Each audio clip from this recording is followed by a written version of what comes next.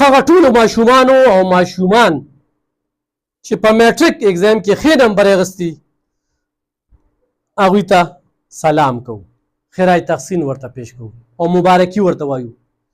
کومو ماشومانو چې نمبر یې کمې راغلی دي همت یې نه بایلي او راتلونکي امتحان ته دې تیاري وکړي. په دې هکله باندې دې وخت کې د پېښور بورډ او بیا د پېښور بورډ د سیکرټري مهدي جان صاحب اقدامات هغه خو هم د ستایلو دي چې 41 سال بعد په پېښور بورډ کې دغه چینجز رالل او دې پورې چې کوم ریزلټ ووته ګیله صرف دغه ځای کې و چې ریزلټ لیټ شو وزیر اعلی صاحب ټیم نه دی ورکړی، ټیم ورکړي د هغې نه پس په ریزلټ وي. خو نور چا داسې شکایتونه ونه کړل چېره پلانکي سکول ته توجه شوه، پلانکي سکول ته توجه شوه. د هر ریزلټ نه پس چې کوم دی د هر ریزلټ نه پس دا خبرې کېږي چې دلته غټ غټ سکولونه دي او په زرګو پیسونه اخلي، د هغوی ریزلټونه د هغې پکې پته ولګېدله، د هغوی پوزیشنونه مخې ته رالل. نو دې پورې چې کم چیکنګ شوی دی او کمې نمبرې ورکړې شوي دي نو په هغې باندې نجي سکولونه خو هم ښه تاثر وښایي او سرکاري سکولونه یعنې د ګډي حمیدګل یو ماشوم د 1000 نه زیاتې نمبرې اخیستې دي. نو د سرکاري سکولونو هم زیاتره چې کوم دی نو ډېر ښه ریزلټونه راغلي. خو زه دلته کې 400 کې د نجي سکولونو د یو دوه ذکر کوم چې هغه د سپیرټ سکول دی، هغې کې زموږ یو صحافي ورور محمود جان عمرزی بچی چې کوم دی 30 نمبرې کمې کړي دي په 600 کې او 500 نمبرې اخیستې دي. دا 30 نمبرې د دې نه څنګه کمې شوي دي، کمې غلطۍ کوتاهۍ کړي دي. خو دغې ماشومې په سرکاري سکول کې تر 8مه پورې سبق ویلی او د هغې د قابلیت چرچې د مخکې نه غږېدې، د داخلي نه مخکې د سپیرټ سکول کې. او بیا د سپیرټ سکول استادانو د هغوی سره هغه خواري برقرار وساتله او هغه ماشومې نمبر یې واخیستی. نو په دغې نمبرو کې هېڅ قسمه شک نشته، نه د محمود جان عمرزی دومره ورته وس شته دی.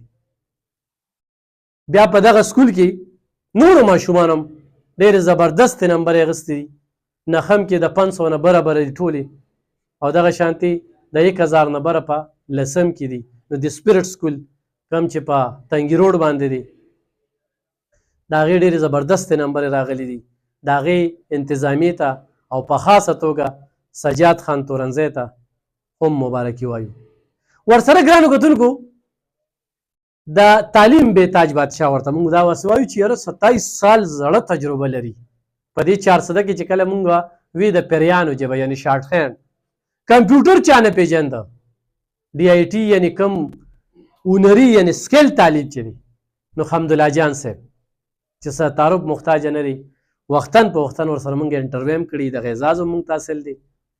د هغه سکول ICMS ډېرې زبردستې نمبرې راغلي دي او خپل هغه روایات برقرار ساتلی دي کم چې د 26 کالو نه هغه را روان دی.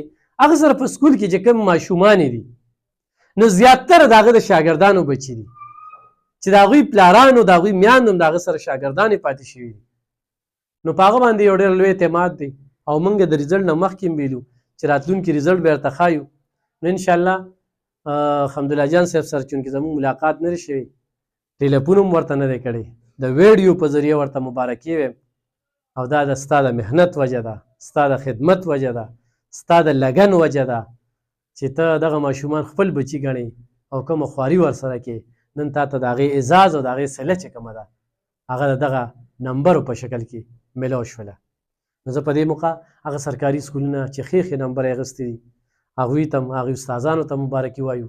نور نجي سکولونه هم دي زموږ پکې نفیظ الله صاحب، طاهر امین صاحب، فواد صاحب، داسې نور ډېر چې زموږ هم ډېر خیال ساتي د هغوی سکولونه هم دي، هغوی هم ډېرې ښې نمبرې اخیستي. خو د دې دوه ذکر مې په دې کو چې دې وخت کې 400 کې هغوی د 400 نوم چې کوم دی نو هغه روښانه کړی دی. نو انشاءالله مزید د نورو سکولونو صورتحال ورته هم ښایو چې د هغوی څه پوزیشن دی. خو د دې ویډیو مطلب مې دغه و چې هغه مسکان ماشومه زموږ بچی ده هغې ته مبارکي، د هغوی والد صاحب ته مبارکي، سجاد خان تورنځی ته مبارکي، حمدالله جان صاحب چې زمونږ هم استاد دی هغه ته مبارکي، دا نورو ته مبارکي او نورو سکولونو هم سره خبرې کوم د هغوی رزلټونه هم ته ښایي. ډېره مننه.